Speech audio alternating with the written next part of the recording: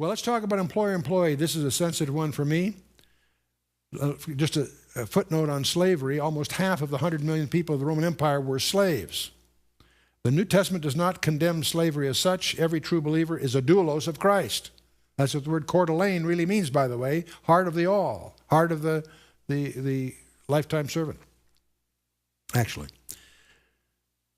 Moral reformation versus forcible revolution is a thought that we could spend time on. I won't take it here because we're running out of time. But the New Testament has more to say to slaves than it does to kings.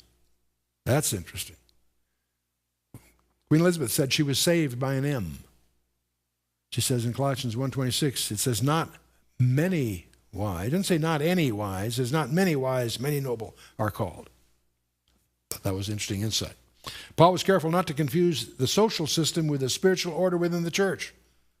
He didn't fight slavery. His focus was order in the church.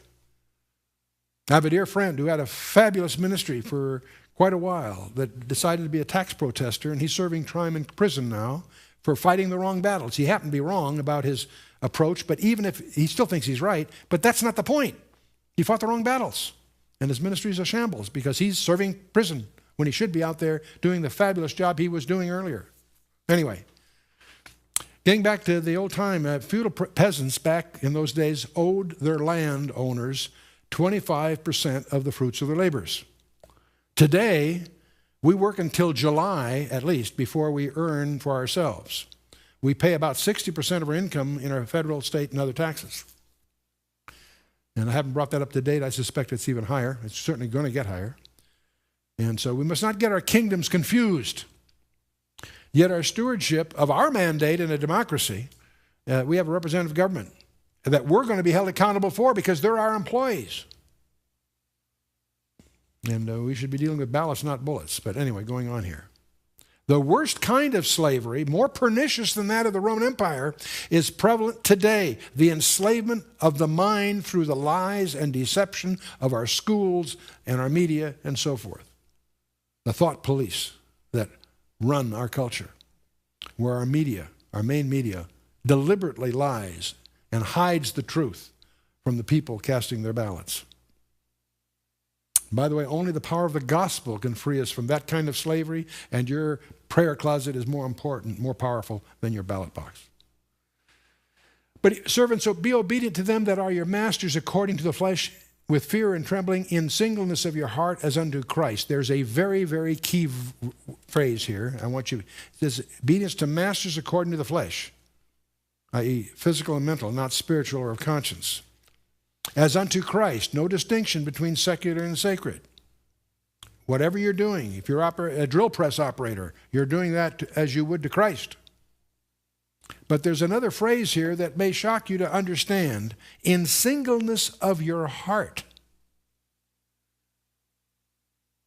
There are two relationships in the law. One is called an arm's length relationship, and one is a fiduciary relationship. The arm's length relationship is one where you owe your employer 60 minutes for every hour paid. Period. When you go home at 5, you are your own. There's also a different relationship called a fiduciary relationship, and the great tragedy within the Christian body is the failure to honor the sanctity of a commitment and to fail to understand that. I want to get the singleness of heart. You don't owe your employer just 60 minutes for each hour paid. You are his fiduciary if you're a Christian. If you're a secular employee, 60 minutes for every hour paid, no problem. If you're a Christian employee, you owe him loyalty. There's a basic vocabulary, faithful. More required in stewards that a man be found faithful. 1 Corinthians 4:2, key verse. What do we mean by faithful? Firmly adhering to duty, of true fidelity, loyal, true, to allegiance, constant in the performance of duties or services, true to one's word, honest, loyal, key words. Now, we are, if we're Christians, we are the fiduciary of our employee. What does it mean by fiduciary? The relation existing when one person justifiably reposes confidence, faith, and reliance in another, whose aid, advice, and protection is sought in some matter. That's like a patient to a doctor. like a client to an attorney. Those are fiduciary relationships. The relationship existing when good conscience requires one to act at all times for the sole benefit and interests of another with loyalty to those interests, putting their interests ahead of your own. Attorney has to put his client's interests ahead of his own. A doctor needs to make his patient's interests ahead of his own. That's what the word fiduciary means. The relation by law existing between certain classes of persons as confidential advisors and the one advised, executors or administrators and legatees or heirs, corporate directors or officers. If you're a manager or a director of a corporation, you are a fiduciary of the owners of that corporation. Now I want to read you a couple of Supreme Court discussions on this. The requirements of fiduciary. Many forms of conduct permissible in the workaday world for those acting at arm's length are forbidden to those who are bound by fiduciary ties. A trustee is held as something stricter than the morals of the marketplace, not honesty alone, but the punctilio of an honor most sensitive is then the standard of their behavior. Justice Cardozo, Meinhardt versus Selman, famous Supreme Court decision. So he continues, as to this there has developed a tradition that is unbending and inveterate. Uncompromising rigidity has been the attitude of the courts of equity when petitioned to undermine the rule of an undivided loyalty by the, quote, disintegrating erosion of particular exceptions. Only thus has the level of conduct for fiduciaries been kept at a level higher than that trodden by the crowd. A director of a corporation is in the position of a fiduciary. He will not be permitted improperly to profit at the expense of this corporation. Undivided loyalty will ever be insisted upon. Personal gain will be denied to a director when it comes because he has taken a position adverse or in conflict with the best interests of his corporation. The fiduciary relationship imposes a duty to act in accordance with the highest standards which a man of finest sense of honor might impose upon himself. That's another Supreme Court decision, Judge Sheintuck. I've been in the corporate boardroom for 30 years. I was on 12 public boards, and I can only recall once where we had to remove a director for a breach of fiduciary duty. I was in the full-time ministry 10 years, and we had to do it 3 times. One of my toughest adjustments was to realize that the ethics, I'm not talking morality and the other, the ethics in the corporate boardrooms that I was in over 30 years was a far higher standard than I experienced when I joined professional full-time Christianity. Mostly due to poor training. Not bad people, just not trained properly. While there's a lofty moral ideal implicit in this rule, this judge continues, it actually accomplishes a practical, beneficent purpose. It recognized the frailty of human nature. It realized that where a man's immediate fortunes are concerned, he may sometimes be subject to a blindness, often intuitive and compulsive. This rule is designed, on the one hand, to prevent clouded conception of a fidelity and a moral indifference to that blurs the vision, and on the other hand, to stimulate the most luminous critical sense and the finest exercise of judgment, uncontaminated by the dross of prejudice or divided allegiance or of self-interest. Again, Justice Sheintuck. Well, let's continue here, and we'll wrap it up. Not with eye service as men pleasers, but as the servants of Christ, doing the will of God from the heart. Not just with diligence when the boss... Only when the boss is looking? No, because your boss is always looking. Slacking off when the boss is away is a form of dishonesty. A child asks his grandfather, can God see me all the time? A little nervous about that. He says, God loves you so much that he can't take his eyes off you. I love that. With goodwill doing service as unto the Lord, not to men. A Christian can perform any good work as a ministry to Christ from the heart. Being a witness, in contrast to witnessing. Many of us are undercover Christians. Our neighbors, members of the family don't even know we're sold out to a coming king.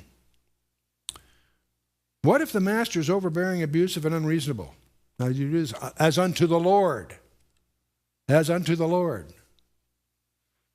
Knowing that whatsoever good thing any man doeth, the same shall he receive of the Lord, whether he be bond or free. Your wages that you're earning are just temporal.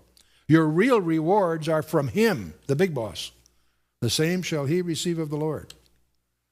I love this little story. I'll throw it in here. An old missionary was returning from many years of sacrificial service in Africa. And on the same ship, as it was landing in New York, President Theodore Roosevelt was returning from a big game hunt in Africa. When the ship docked, great crowds in the press were there to greet the president. The old missionary's wife walked off unnoticed and made their way to a cheap hotel. And the missionary was really upset. That doesn't seem right. We gave our lives in Africa to win souls to Christ. And when we arrive home, there's nobody to greet us. The president shoots some animals and receives a royal welcome. The missionary complained. His wife straightened him out. Says, we're not home yet. I love that. And ye masters, do the same things unto them, forbearing, threatening, knowing that, now here's the remark for the employers. Ye masters, do the same things unto them, forbearing, threatening, knowing that your master is also in heaven. Neither is there respect of persons with him. Masters should be fair, kind, and honest, because the same thing applies to them. 1 Corinthians 4:2. More is required in stewards that a man be found faithful. Now, who is our ultimate fiduciary? We're being called to be a fiduciary. Who is our ultimate fiduciary? Christ himself. Put our interests ahead of his own? Wow. Now, there's a glossary. It's going to be part of the final exam for this little series.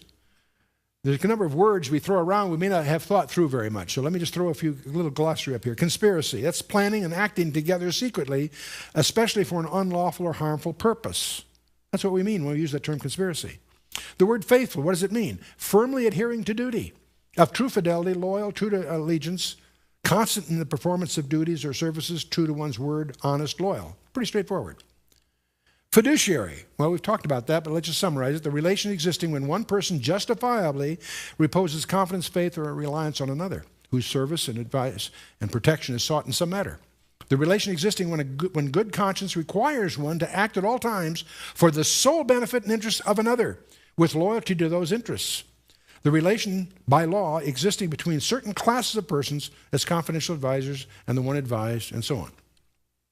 The word fraud, what do we mean by that? The intentional deception to cause a person to give up property or some lawful right. What's embezzlement? Many of us are guilty and may not realize it. Embezzlement, the theft or act of fraudulently appropriating money or goods entrusted to one's care and management. That can include stealing office supplies from work, whatever. Larceny is theft. The act of taking, carrying away the goods or personal property of another without his consent and with the intention of depriving him of it. There's an intent in regard there.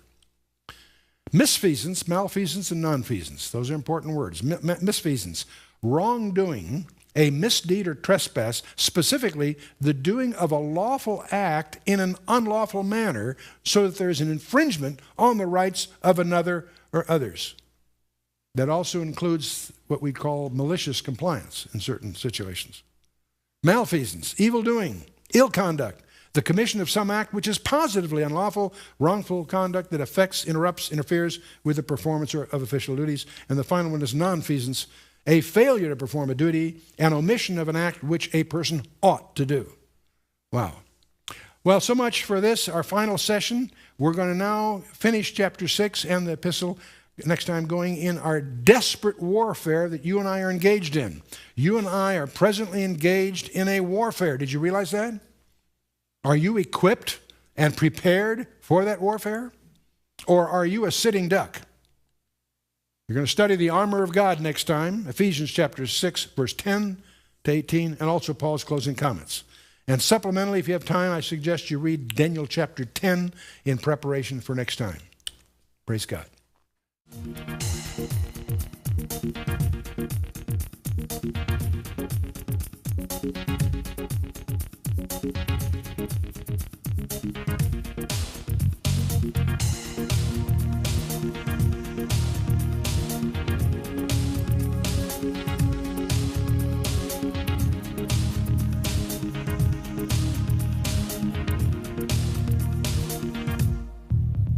That's what the word Coeur d'Alene really means, by the way. Heart of the all. Heart of the lifetime servant.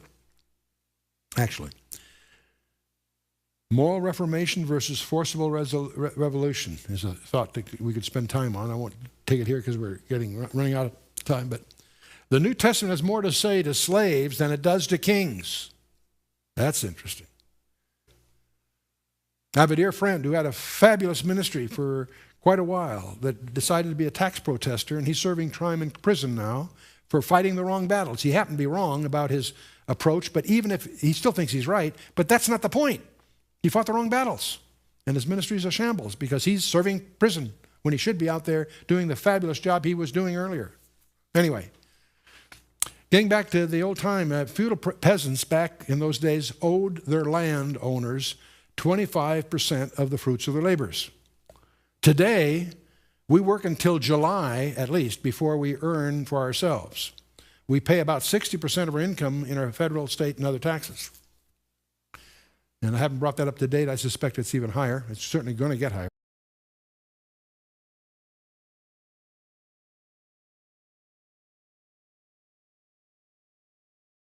Well, let's talk about employer-employee. This is a sensitive one for me.